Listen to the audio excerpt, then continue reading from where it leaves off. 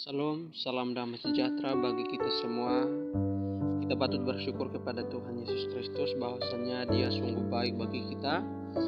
Dan puji nama Tuhan, pada kesempatan ini kita akan sama-sama merenungkan kebenaran firman Tuhan yang terdapat di dalam Mazmur pasal yang ke-18 ayat 1 hingga ayat yang ke-7.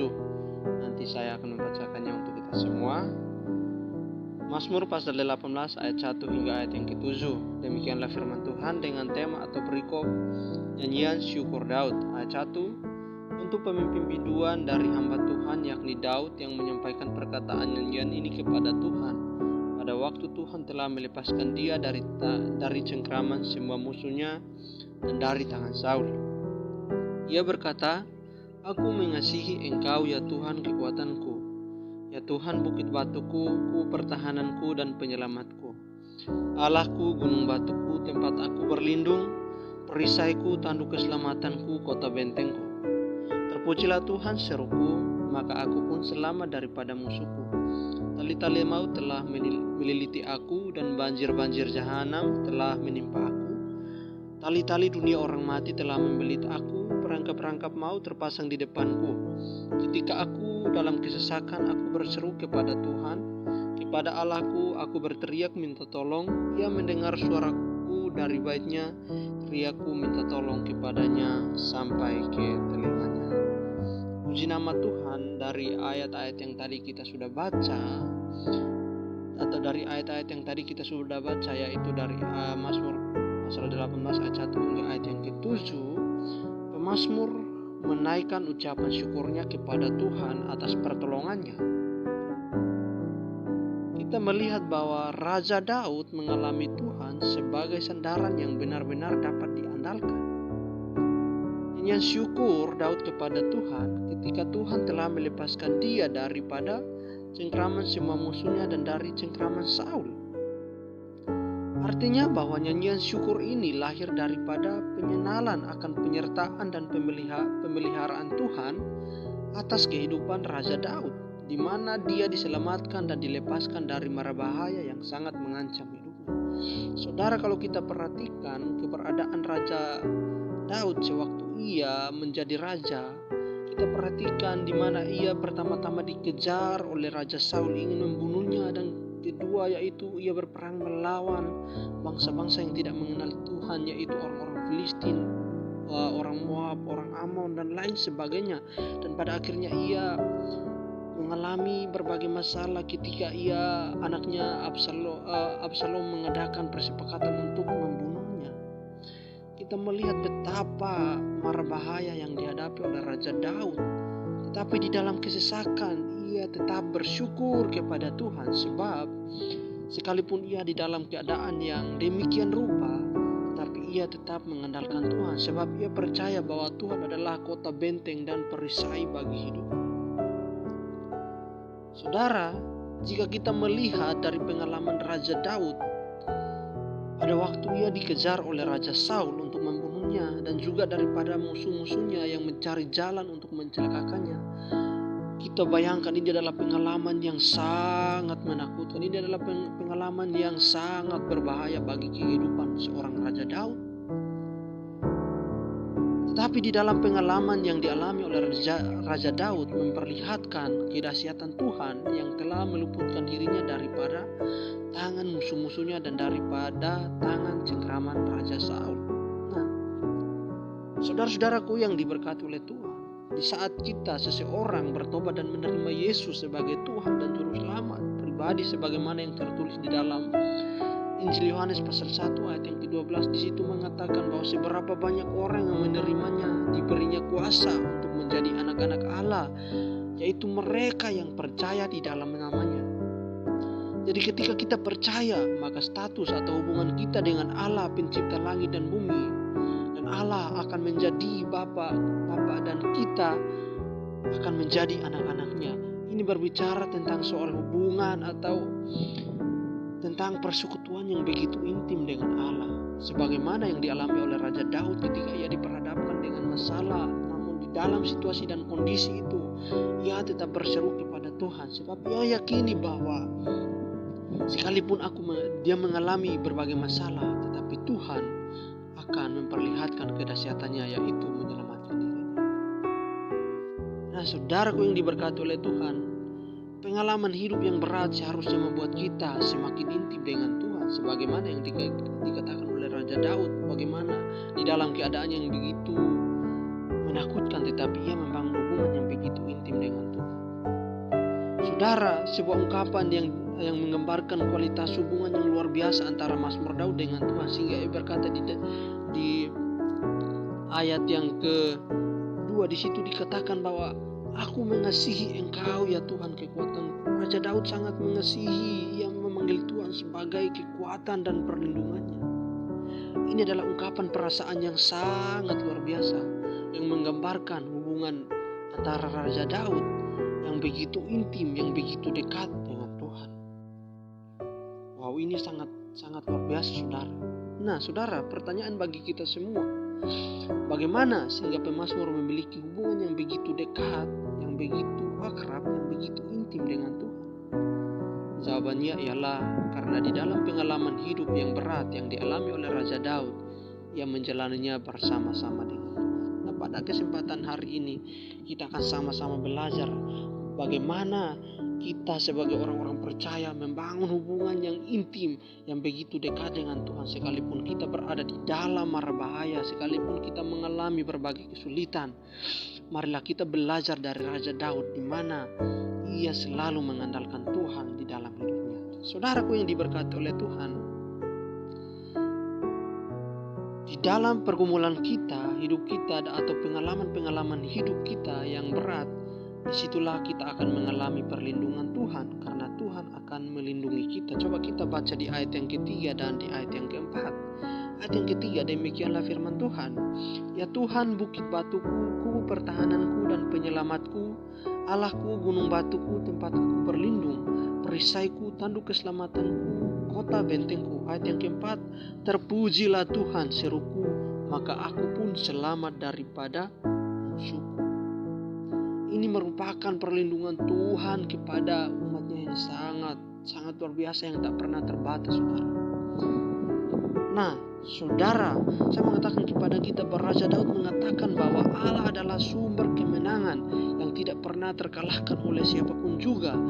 Dan juga di situ Raja Daud mengatakan bahwa di dalam kesesakan sekalipun orang-orang percaya menghadapi berbagai masalah, disitulah Tuhan akan ikut dalam menyertai orang-orang percaya yang mengalami berbagai masalah di dalam situasi keadaan apapun, di mana ia mengatakan bahwa Allah adalah gunung batuku, tempat aku berlindung, perisaiku dan tanduk keselamatanku dan kota bentengku. Wow, ini adalah sangat luar biasa, di mana Allah begitu luar biasa melindungi umat-umat Tuhan, karena ia adalah kota benteng, ia adalah perisai yang tanduk keselamatan, ia yang membentengi umat-umat yang percaya kepadanya. Saudaraku yang diberkati oleh Tuhan, kita perlu tahu bahwa penggambaran akan Tuhan di dalam Mazmur ini membuktikan bahwa Tuhan itu adalah pribadi yang sangat transenden dan sekaligus dia adalah imanen. Artinya bahwa meskipun dia adalah Allah yang maha tinggi, dia adalah Allah yang maha kuasa, dia adalah Allah yang maha kudus, namun sekaligus dia juga adalah Allah yang imanen, Allah yang selalu dekat dengan orang-orang percaya. Ia adalah Allah yang selalu hadir atau selalu dekat dengan umat-umat ketebusannya. Nah, saudaraku yang diberkati oleh Tuhan, ketika kita bersandar dan berharap sepenuhnya kepada Tuhan, maka kita akan mengalami pertolongannya, kita akan mengalami pertolongan Tuhan di dalam hidup kita. Nah, dari sini kita melihat bahwa Tuhan yang maha kuasa, yang maha mulia, dia juga selalu ada bersama-sama dengan kita ketika kita mengalami penderitaan, mengalami berbagai pergumulan hidup yang kita alami di masa-masa saat ini. Itulah sebabnya Raja Daud menggambarkan bahwa dia adalah tanduk keselamatanku, dia adalah perisai. Artinya bahwa Tuhan ini selalu melindungi kita. Artinya bahwa Tuhan ini selalu ada bersama-sama dengan kita. Nah, saudaraku yang diberkati oleh Tuhan, oleh karena pengalaman hidup yang berat, Tuhan menguatkan kita di saat kita lemah, ketika kita tidak berdaya, dan di saat kita tidak bisa berbuat apa-apa. Coba kita perhatikan di ayat yang ke-6 dan di ayat yang ke-7, di ayat yang ke-5 dan ayat yang ke-6. Saya akan membacakannya untuk kita semua. Tali-tali maut telah meliliti aku, dan banjir-banjir jahanam telah menimpa aku. Tali-tali dunia orang mati telah membelit aku, perangkap-perangkap maut terpasang di depanku. Wow, ini adalah pengalaman yang sangat-sangat menakutkan. Dari gambaran tersebut yang tadi kita baca di ayat yang ke-5 dan di ayat yang ke-6, kita dapat menyimpulkan bahwa betapa berbahayanya kehidupan yang dihadapi oleh Raja Daud. Mungkin secara logika kita akan berkata bahwa dia tidak mungkin akan selamat daripada mara bahaya tersebut, karena dikatakan bahwa tali-tali jahanam, tali-tali maut telah melilitinya dan perangkap-perangkap maut terpasang di depannya. Secara logika mungkin kita akan berkata bahwa dia tidak akan selamat, karena begitu ia menghadapi berbagai masalah, di mana ia diperhadapkan dengan berbagai keadaan yang sangat-sangat menakutkan. Akan tetapi di dalam kesesakan yang dihadapi oleh Raja Daud, ia melakukan yang benar, yaitu dengan berseru dan berteriak kepada Tuhan yang adalah gunung batu dan tempat perlindungan, perisai dan tanduk keselamatan, dan kota benteng, tempat pelarian dan juru selamat bagi dunia. Di dalam keadaan tersebut, Raja Daud berseru kepada Allah yang benar. Ia berseru dan datang kepada Tuhan dan membangun hubungan yang begitu intim dengan Tuhan. Dan di saat ia mengalami berbagai masalah, Tuhan memberikan jalan keluar bagi hidupnya dan dia melewatinya dengan baik. Nah, saudara-saudaraku yang diberkati oleh Tuhan, dalam pengalaman hidup Rasul Paulus, khususnya dalam Roma pasal yang ke-8 ayat yang ke-26. Coba kita baca Roma pasal 8 ayat yang ke-26. Di situ dikatakan bahwa demikian juga Roh membantu kita dalam kelemahan kita, sebab kita tidak tahu bagaimana sebenarnya harus berdoa, tetapi Roh sendiri berdoa untuk kita kepada Allah dengan keluh-keluhan yang tidak terucapkan. Saudara, dengan kata lain bahwa justru ketika kita tidak berdaya seperti yang dialami oleh Raja Daud, di saat itulah Tuhan selalu ada dan memberikan kita kekuatan, dan Roh Kudus yang ada di dalam diri kita sebagai orang-orang percaya juga memberikan kita kekuatan, bahkan membantu kita, yaitu berdoa kepada Allah dan menyampaikan setiap keluhan-keluhan yang tak terkatakan itu.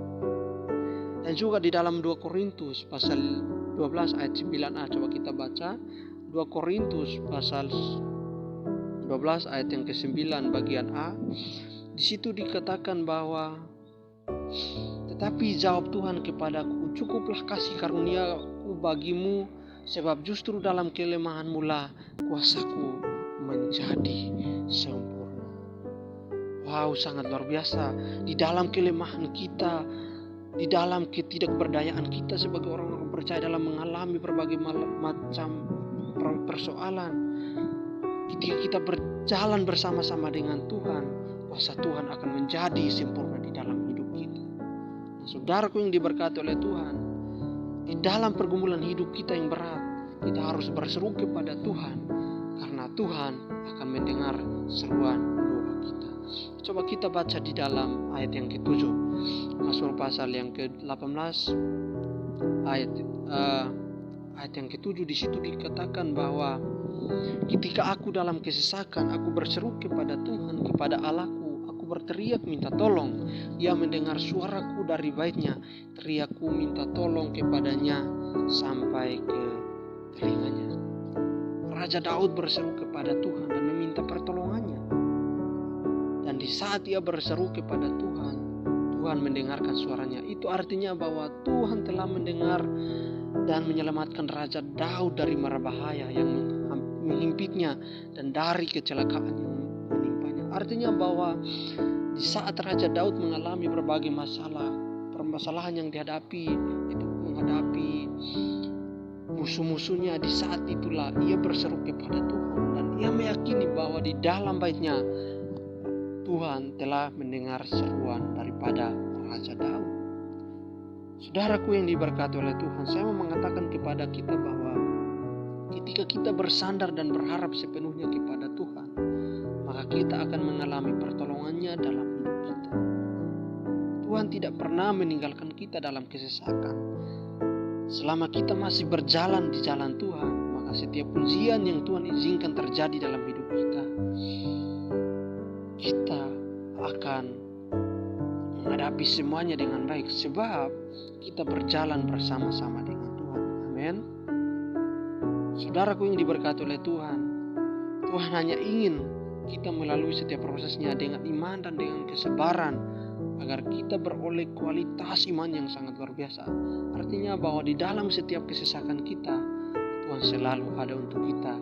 Di dalam setiap jalan buntu yang kita alami, Tuhan akan buka jalan. Tuhan tidak pernah meninggalkan kita, sebab Dia adalah Allah yang setia. Artinya bahwa di dalam kesesakan kita yang kita alami, kita harus bersandar dan berseru kepada Tuhan. Tetapi saudara, saya mau mengatakan kepada kita bahwa bukan artinya bahwa kita bersandar kepada Tuhan dan hanya begitu saja, tetapi kita juga harus membangun hubungan yang begitu intim. Kita harus membangun hubungan yang begitu dekat dengan Tuhan, supaya di dalam pergumulan hidup kita dapat mengalami pertolongannya. Nah, saudaraku yang diberkati oleh Tuhan, dari ayat-ayat yang renungan kita pada kesempatan ini, saya mengambil kesimpulan bahwa dengan Mazmur pasal yang ke-18 ayat 1 hingga ayat yang ke-7 mengingatkan kita untuk tidak takut dan tidak khawatir akan kesesakan-kesesakan yang kita hadapi di dunia ini. Karena kita mempunyai Tuhan yang setia mendengarkan seruan kita. Ketika kita percaya kepada Tuhan, maka kita dapat mengalami Tuhan sebagai benteng dan perlindungan kita. Kita harus percaya kepada Tuhan dengan segenap hati kita, dan kita juga harus mengandalkan Tuhan dan bergantung sepenuhnya kepada Tuhan, sehingga dalam kita menjalani hidup ini, kita dapat menikmati setiap berkat-berkat Tuhan. Saudaraku yang dikasihi di dalam nama Tuhan Yesus Kristus, marilah kita menjalani kehidupan ini, menghadapi pergumulan dengan bersuka cita, senantiasa tetap berdoa dan tetap mengucap syukur dalam segala hal, sebab itulah yang dikehendaki oleh Allah di dalam Yesus Kristus. Demikianlah renungan singkat yang dapat saya bagikan untuk kita semua. Tuhan Yesus memberkati. Shalom.